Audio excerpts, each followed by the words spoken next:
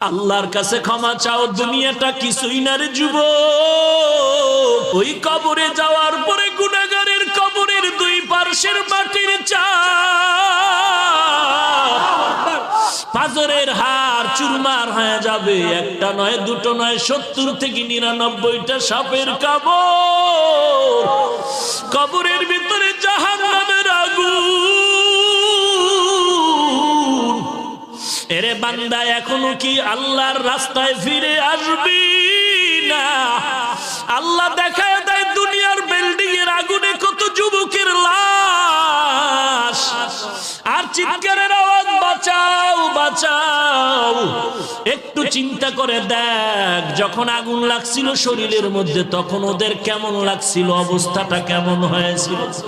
ওরা যখন আগুনের মধ্যে সবাই জানালা দিয়া হাত দিয়া কয়, কে আছো, আমাদের বাঁচাও।